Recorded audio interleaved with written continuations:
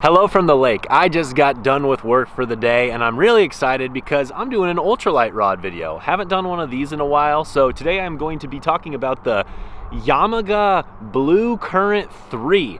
This is a Japanese rod. I actually got this from a friend, John. I never bought this for myself. He gifted it to me, so thank you, John, out in California.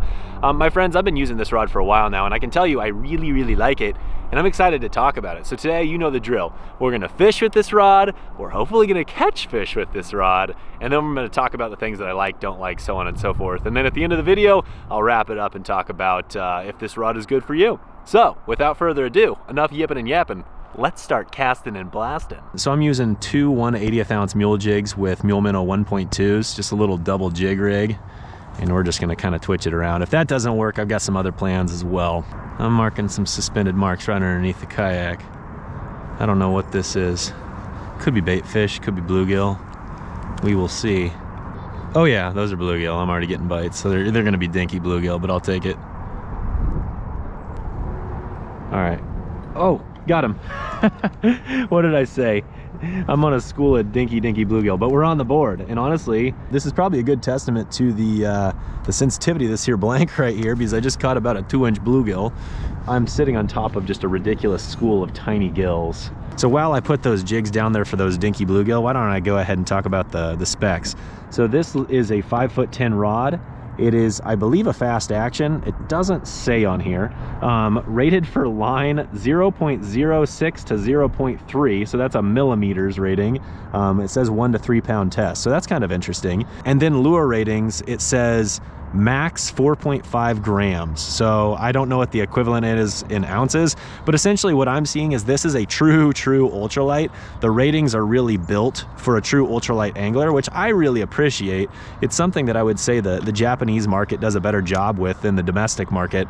A lot of times the United States, you know, we have rods that are rated from like 1/32 all the way up to a quarter, and I don't know that I necessarily understand those ratings. That's a pretty big gap. The other thing is we always have line ratings from like 2 to 8 pound test, and it's like this has 1 to 3. So this is really built for light line anglers, which is pretty cool. There's a, crappie. There's a nice little slab mixed in. That's more like it. Okay, well maybe this little school of fish isn't all a waste of time. That one bit the top jig, and that's actually a nice healthy crappie. And hopefully you kind of saw what that rod loaded up like. It's a nice fat crappie on the top jig. He liked that little karma color. The bottom color I'm using is cowpoke. The top color I'm using is a karma. So a little bit of natural, a little bit of bright, and not a big crappie, but he's nice and healthy, nice and fat. So love to see it. See you, buddy. Cool. Okay, so it's not all dinky bluegill. There might be a slab or two mixed in. So now I feel a little bit more confident in fishing this little school of fish. So essentially I'm sitting anywhere from 10 to 12 foot of water, and there's just a cloud of panfish. And I think, like I said, I think most of them are all really dinky gills, but evidently that's not the case for all of them, so that's good. As far as what reel I paired this up with, oh, another fish. Oh my gosh. I'll focus on that in a second. There you go. 2 crappie in a row, my friends. A little vertical jigging with a double jig rig.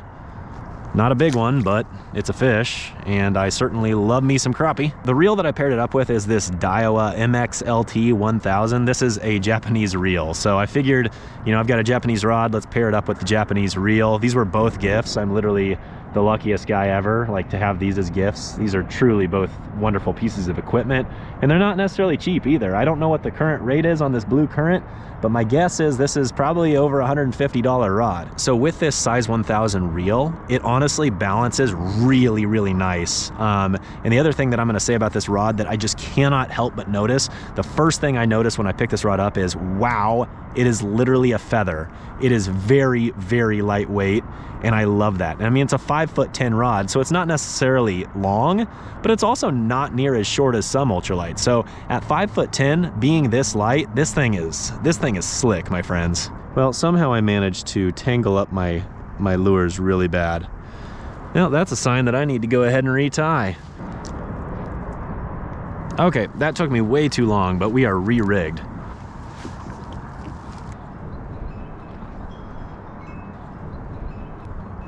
There's a nice fish. What is this gonna be? This might be a bass, guys.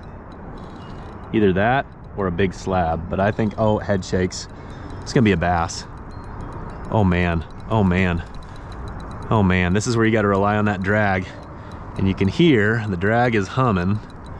This fish is, oh man, I didn't expect this, folks. There you can see the bend in that rod. Definitely a true fast action. We're gonna get the net out. I think this is a big fish that doesn't even really know what's going on. It could make a run at any point. Okay, okay, yeah. Good one for ultralight. Loosen my drag a little bit. There you go. Yeah, it's starting to realize it's hooked. I think this will be a big bass. I'm a little nervous. It feels like, I don't know why, but it feels like it's not hooked really well. I don't know how I feel that necessarily, but I feel that. I don't know, this might not be a bass. This might be something else. Doesn't want to come up. Oh, it is a bass. It is a bass. Oh gosh. Oh gosh, he's on the top jig. Golly. That's a nice one. Oh, that was a messy way to land the fish, but we got the job done, my friends. Holy smokes. Actually, he was hooked great. Right in the top of the jaw, and I've got line all over my head. I'm all sorts of wrapped up here. Oh, I just snapped my line. Folks, there we go. Pinned him right in the noggin there. Top of the lip, exactly where you want him. God, what a mess. He's got line all over him. Okay. Okay. Well, the little ultralight did the job, my friends. Holy smokes, this is a mess. The wind is blowing me into the bank. Got a nice fish in my hands. This is a great fish for ultralight. He's very fat, he's healthy, beautiful bass. Exactly what you want to see, my friends. I didn't expect to catch a nice chunky bass like that, but here we are. Short fishing trip so far. I've only been out here for about 12 minutes, and I've caught 2 crappie, 1 bluegill, and 1 bass. Multi-species, baby, you know I love it. The one thing I will say about the double jig rig is if you have to net a fish, there's a good chance you're gonna naturally break off one of the jigs, because one of the jigs will get caught in the net, and then there will be a point of tension, and eventually you'll snap it. And that's exactly what happened there. But fortunately, I already had landed the fish, so it wasn't the end of the world. Now I just got to retie the bottom jig again. As far as the aesthetics go, one thing that I couldn't help but notice is it does not feature a hook keeper anywhere. So I added this little Norman rubber one. And then the other thing is it's a very simple design, you know, just like an EVA foam on the rod butt as well as the reel seat. I do like the reel seat quite a bit. It just tightens down from the top. And like I said, it balances really well. It's really comfortable to fish with. I don't know how long foam like this would last. I tend to prefer cork personally, but all in all, I think that really helps add to the fact that it's a super lightweight piece of equipment. So they definitely were going for something really, really light, and I think they did a great job of getting that. There's another fish. Dadgum. What is going on right now? That fish was just carrying it. What is even happening? Why are the largemouth wanting my little tiny double jig rig? Holy smokes. I didn't even expect to catch any bass today, but here we go. Number 2, right in the same area. Okay, what is going on right now? I love it, I love it, I love it. I want to be very clear, I am not complaining, I'm just surprised. You know, these cold water bass sometimes, they just want easy meals, not necessarily big meals. And that's what's going on. This fish, I think, went for the bottom jig. Yes, it did. Another chunk. Not saying they're giants, but they're nice fish for ultralight. That is for sure. Okay, let's try not to break off the jig. There you go. 2 bass, man. They are liking the little micro double jig rig. Barely had him hooked. I think I might need to tighten my drag just a little bit. 2-pound test, gotta be careful. Cool. 2 bass. See you, bud. I think I just hooked a tree. I think I just hooked an underwater tree. Well, dadgummit, I didn't know there was that down there. No! Dadgummit, I hooked some sort of underwater brush pile and I broke off my jigs. I'm not messing with a double jig rig anymore. I'm gonna get lazy. I'm gonna tie something else on. I've got a fire red 1/16 ounce mule jig with a little trimmed down portion of a mule minnow 2.2. I'm gonna rig this up just in case I can find some more crappie. If this doesn't work in the next few minutes, I'll go ahead and change out. But I really don't want to mess with the double jig rig anymore. It's been kind of a pain in the butt. I know it's working, but it has been a lot of management with equipment. I keep having to retie jigs and get it untangled and that sort of thing. So I'm gonna try this real quick just to see if I can't catch a few more of those slabs. Just for the sake of continuing to catch multi-species, I should go looking for some yellow perch is what I should do. That's the one species I haven't caught yet that's definitely prevalent in here. That one bit it on the way down and was swimming with it. I noticed my line was not sinking correctly. Is that gonna be a crappie? Yeah, that's a nice crappie. That's what we were after. There you go. There you go. Whoa, oh, dadgummit, Ethan. Well, that's an easy release. I kind of held the rod at a weird angle and the jig just shot right out of his mouth. Good news is we proved there's still some crappie to be caught. The bad news is I botched that. There, that one bit it on the fall too. I just noticed my line was not sinking properly. I didn't feel a bite at all. These fish are biting it and swimming up.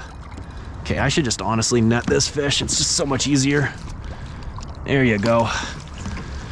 Now, they're not giants, but they're all healthy, and that's good to see. All right. I knew the crappie would like this little bait. There you go. Nice little black crappie right there. See ya, bud. Good, good, good. No doubt I could keep catching fish right there, but I am cold and I want to go get out of the wind for a minute.